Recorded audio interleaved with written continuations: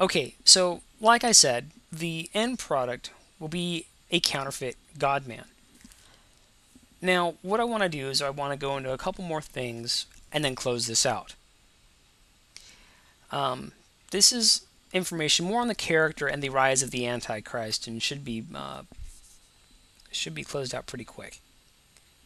Now, because of his supernatural origin as Satan's seed, the Antichrist will always have access to the satanic and demonic realm. Ultimately, the counterfeit son will accept the offer that the true son rejected. When Satan offered Messiah all the kingdoms of the world on the condition that the Messiah would worship him just once. Now, the Messiah rejected the temptation by stating that only one person is to be worshipped, and that is God himself.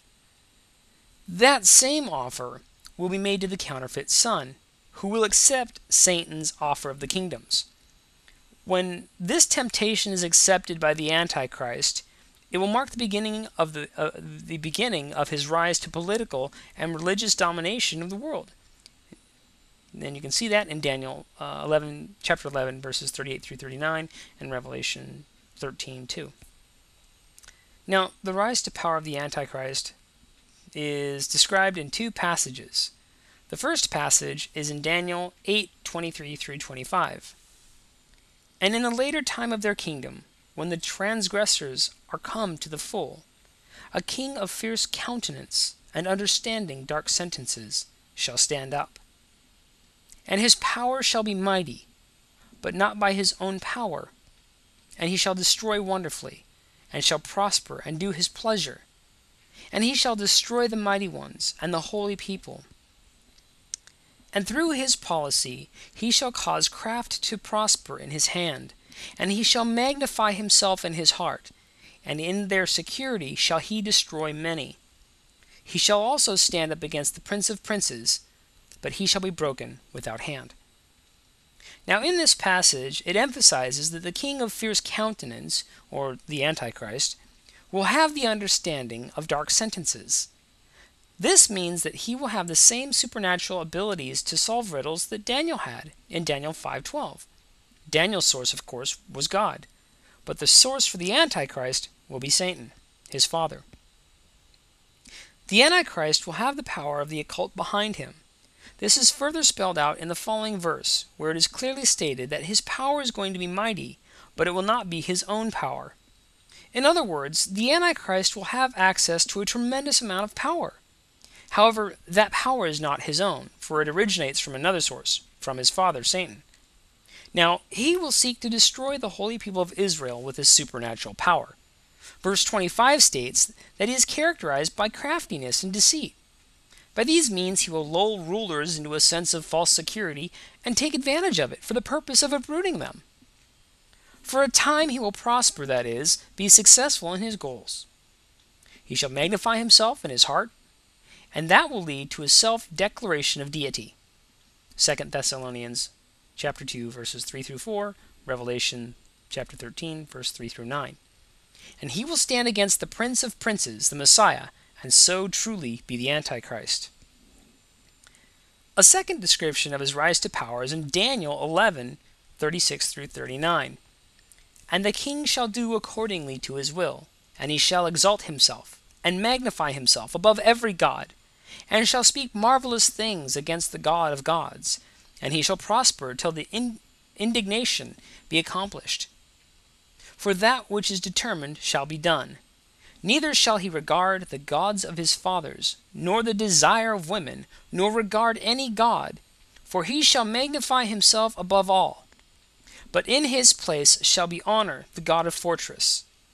And a God whom his fathers knew not shall he honor with gold and silver and with precious stones and pleasant things. And he shall deal with the strongest fortresses by the help of a foreign god. Whosoever acknowledges him he will increase with glory, and he shall cause them to rule over many, and shall divide the land for a price.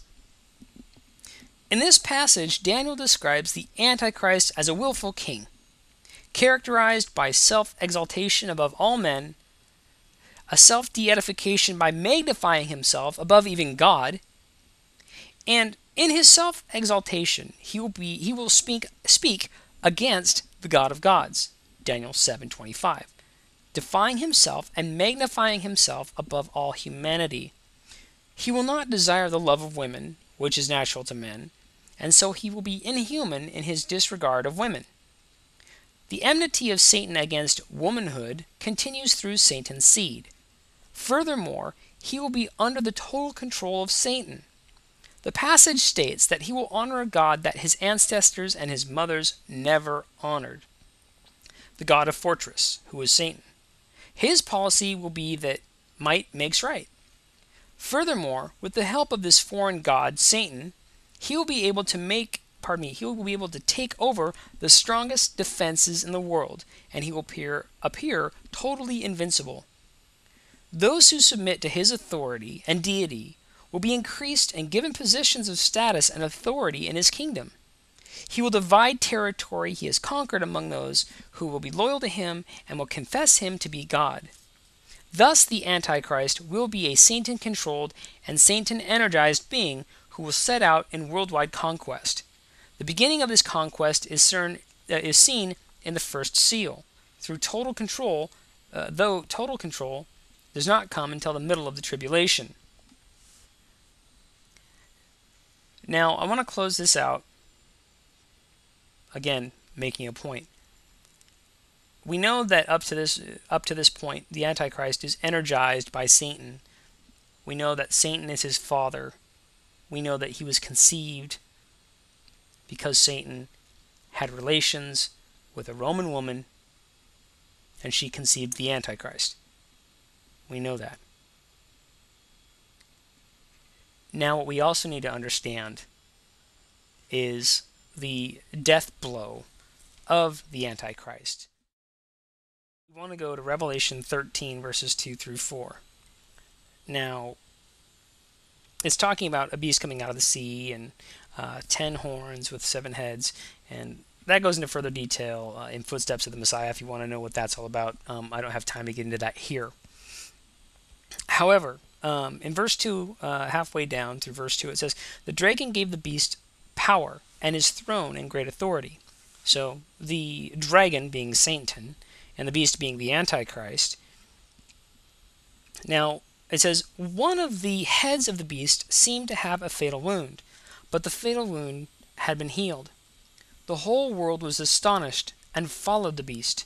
Men worshipped the dragon, Satan, because he had given authority to the beast, the Antichrist. And they also worshipped the beast, Antichrist, and asked, 'Who is like the beast? Who can make war against him?'" And that's it. What happens is Satan, when the Antichrist receives a death blow that would kill any human being on earth, and that would be the end of it, after the Antichrist dies, receives his death blow, Satan himself will enter the Antichrist. And then you will have Satan, okay, then controlling the Antichrist's body. At which point, everything breaks loose. Okay? Tribulation starts, and it gets really ugly. I want to thank all of you that have listened to my videos. I know this time I kind of exceeded my limit a couple times. I had to post a few times. It's going to probably equal out to about 2 to 3 videos. But I hope that gives you a clear picture of what I was trying to describe from my first video. And it seemed like clear definition was needed. And I hope that helps. I wanted to thank all of you for listening, and I'll post a link here to Dr. Arnold G. Fruchtenbaum's website, and great resource. You can order those books that I was talking about, Messianic Christology, Footsteps of the Messiah. He has a great Q&A section, and he responds, so even better. Anyhow, this is Prhine, and God bless and take care. Talk to you later.